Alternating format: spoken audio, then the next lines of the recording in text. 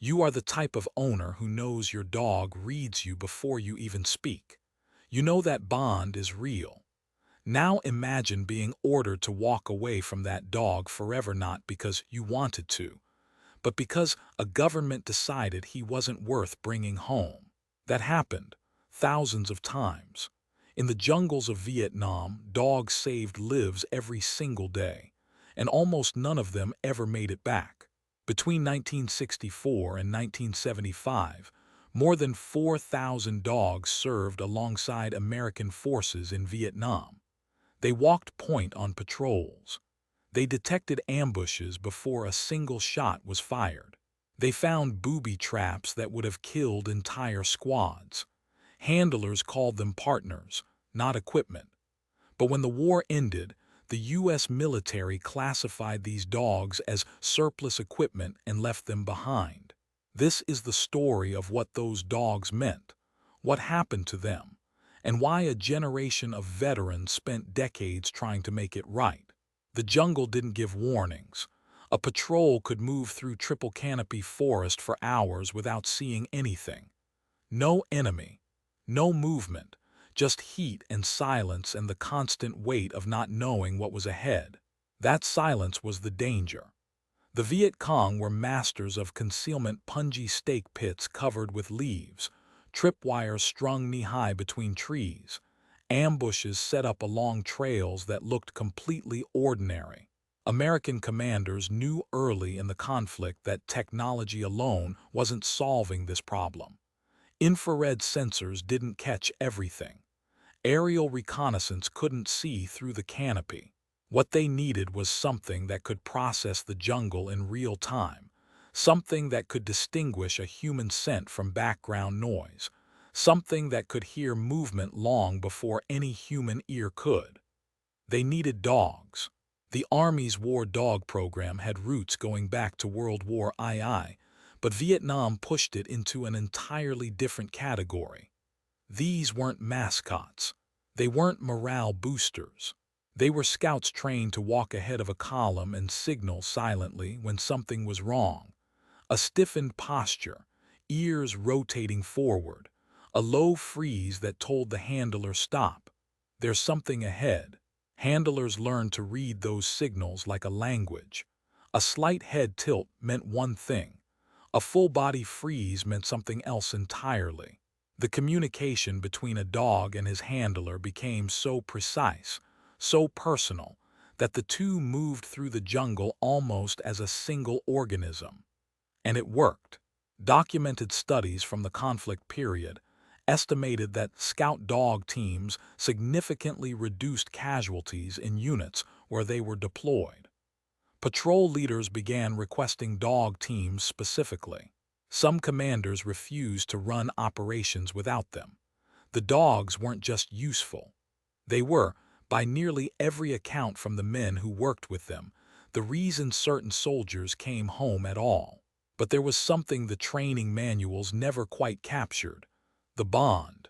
A handler named Marcus Composite, of dozens of documented veteran accounts, described it this way: in the years after the war, you spent more time with that dog than you spent with any human being in your life.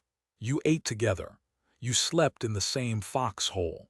When the jungle went quiet and your stomach dropped, he was the only thing between you and whatever was coming. You stopped thinking of him as an animal. He was your partner. Full stop. That bond wasn't incidental. It was the point. A dog who trusted his handler completely worked better. He was calmer under fire. He recovered faster from stress. The relationship wasn't just emotional, it was tactical. And so handlers were encouraged to build that relationship as deeply as possible, which made what came next almost unbearable. By 1969, American public opinion had shifted dramatically against the war. Troop withdrawals began. Units were pulled out of Vietnam in waves, their equipment cataloged and transferred or destroyed. The Army's official position on the war dogs was clear: they were classified as equipment, surplus equipment. And surplus equipment didn't get a seat on the transport plane home. Some handlers appealed directly to their commanding officers. They wrote letters. They made phone calls. A few tried to arrange unofficial transfers, attempting to get their dogs reassigned to South Vietnamese forces rather than abandoned outright. The military's response was largely the same across the board. The dogs were government property, and the government had made its decision. Imagine receiving that order. You've spent 14 months in a jungle where that dog was the difference between your life and your death. You've whispered to him in the dark during mortar attacks. You've watched him work a tree line and trusted that signal completely, without question, because he'd never been wrong. And now someone in a uniform is telling you to hand over his leash and walk to a transport aircraft. Some handlers walked away and never looked back, not because they didn't care, but because looking back was something they couldn't survive. Others never fully recovered from it. The withdrawal wasn't a single moment. It stretched across years, and with each wave of departing troops, more dogs were left behind. Some were transferred to South Vietnamese military units. Some were euthanized when no transfer could be arranged. The exact numbers remain disputed, but the consensus among historians and veteran advocates is stark. Of the roughly 4,000 dogs who served, fewer than 200 made it back to the United States. For the handlers who came home, the war ended. The patrols ended. The jungle ended. The guilt didn't. For many veterans, the dogs became the emotional center of something they couldn't otherwise process. The war itself was complicated politically, morally, historically. But the dog wasn't complicated. The dog had simply done his job. The dog had saved lives and asked for nothing except to stay beside the man he trusted. And the man had been forced to leave him. Post-traumatic stress wasn't widely discussed in the years immediately following Vietnam. Veterans came home to a country that was deeply divided about the war, and many found that silence was easier than explanation. But in the private conversations between handlers at reunions, in letters, in the kind of late-night phone calls that only made sense to people who had been there, the dogs kept coming up, not just as memories, as unfinished business. The first organized efforts to acknowledge the war dogs publicly began to emerge in the 1980s. Veteran groups started lobbying for memorials. Handler associations formed. Men who had spent a decade not talking about Vietnam suddenly found they could talk about their dogs, and through the dogs, about everything else. There was a practical dimension to this as well, one that revealed just how thoroughly the military had written these animals out of the official record. When veterans tried to locate documentation of their specific dogs to find out what had happened after they left, they hit walls. Records were incomplete. Some had been destroyed. The Army's classification of the dogs as equipment meant that their fates were tracked the way a jeep or a radio unit might be tracked, imprecisely, bureaucratically, without any sense that a living creature's story deserved a complete ending. One veteran, searching for records of his dog through the late 1980s, described the experience as trying to prove a person existed using only shipping manifests. And yet the search continued. In 1994, a breakthrough came not through government channels, but through the persistence of individual veterans. A small group of handlers and researchers began compiling what would eventually become the most comprehensive record of Vietnam War dog teams ever assembled. They tracked down handler testimonies. They cross-referenced military deployment records. They gathered photographs that had been sitting in private collections for 20 years. Handlers in the field, dogs mid-alert on a jungle trail, the kind of images that told a story no official document had bothered to record. What emerged from that research was a portrait of a program that had been, by any operational measure, extraordinarily successful and almost completely invisible in the public memory of the war. The dogs had detected enemy forces. They had found weapons caches. They had walked point on patrols that would have walked into ambushes without them. And they had done all of it without recognition, without ceremony, and ultimately without the basic dignity of being brought home when the mission was over. By the late 1990s, the campaign for a national memorial had gained real momentum. Veterans testified before Congress. Documentaries were produced. Newspaper stories ran in major publications. For a generation of Americans who had grown up with images of Vietnam as a purely human tragedy, the dogs introduced a new dimension, one that was somehow both smaller and more devastating than the larger story. A child could understand it immediately. A dog saved a soldier's life. The soldier had to leave the dog behind. Decades later, the soldier still hadn't forgiven himself. You didn't need to understand the geopolitics of Southeast Asia to feel the weight of that. The Vietnam Dog Handler Association became one of the most active veteran advocacy groups of the era. Their work wasn't purely commemorative, they also pushed for changes to military policy, specifically the classification of military working dogs as equipment rather than as service animals deserving of formal recognition. And when possible adoption upon retirement, it took years. The bureaucracy moved slowly, but the argument was simple, and it was correct: these animals had performed military service. They had bled for it in some cases. They deserved to be treated accordingly. In 2000, Congress passed legislation changing the status of retiring military working dogs, making it possible for the first time for handlers and adoptive families to bring these animals home, rather than having them euthanized at the end of their service. It was a significant policy shift, and the veteran community celebrated it. But within that celebration, there was an undercurrent that was harder to name, because the law was prospective. It helped future dogs. It couldn't undo what had already happened. The handlers who had left their dogs in Vietnam were in their 50s and 60s by then. Some had already died carrying that weight all the way to the end. The ones still living watched the new policy pass with something more complicated than satisfaction. They were glad, and they were still grieving. The national memorial they had fought for finally took shape at the U.S. Army Quartermaster Museum at Fort Lee, Virginia. A bronze dog stands alert, nose lifted, body coiled with attention, the universal posture of a dog who has just detected something ahead. It is, in every visual detail, the moment that defined what these animals did: the warning, the signal, the gift of time that allowed a handler to react.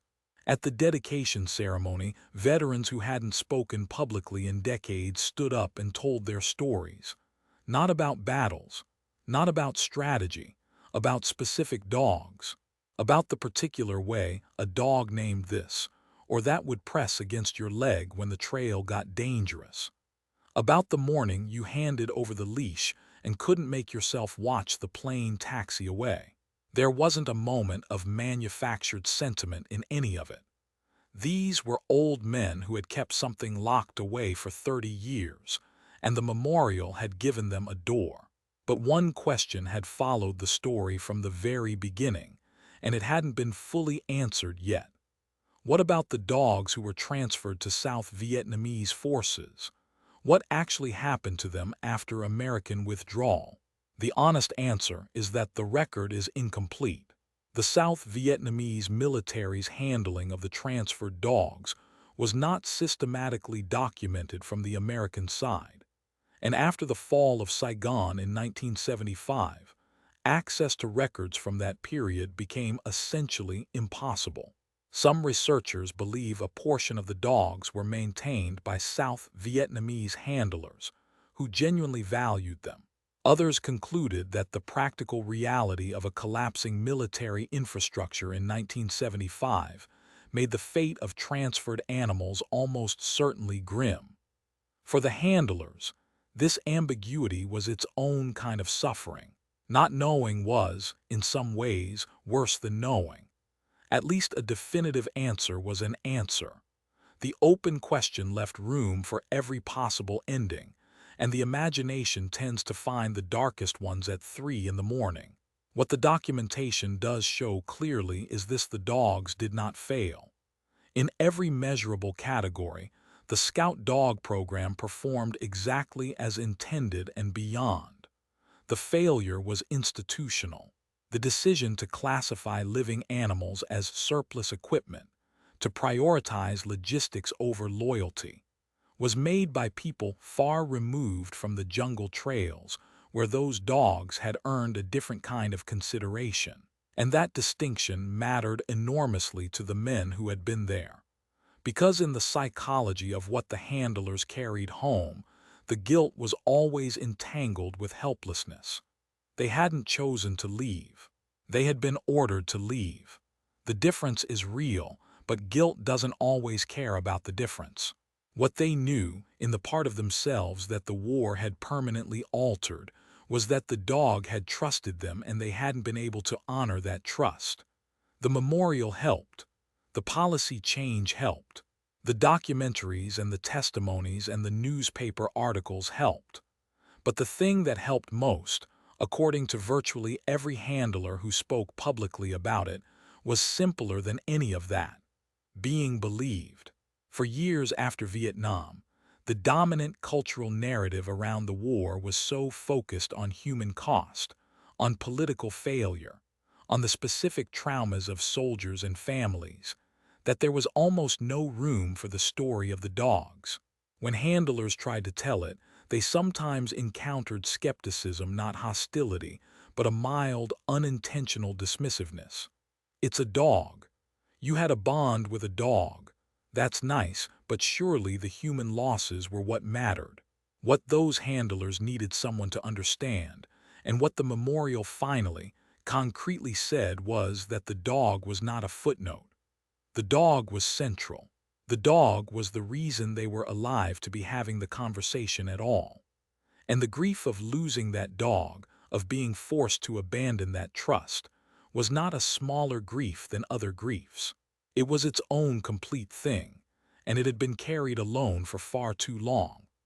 The last Scout dog of Vietnam isn't a single animal with a documented name and a verified service record. The title belongs to a generation, to every dog who walked a jungle trail ahead of a frightened soldier, who froze at the right moment, who pressed close in the dark, who was left behind when the planes left. And it belongs to every handler who came home carrying the particular weight of a debt they were never allowed to repay. Decades later, when a veteran reached out to a documentary filmmaker and said, simply, "I just want people to know what those dogs did," that was the story completing itself.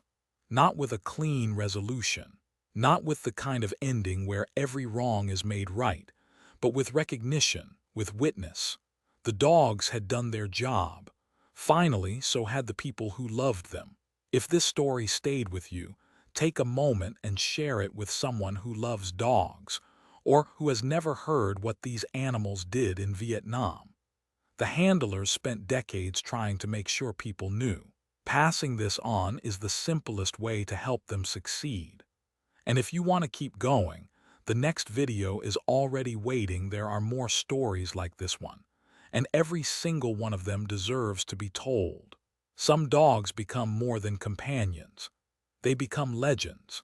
Subscribe now for more unbelievable true dog stories, and explore the trusted gear and books we've linked below inspired by today's video.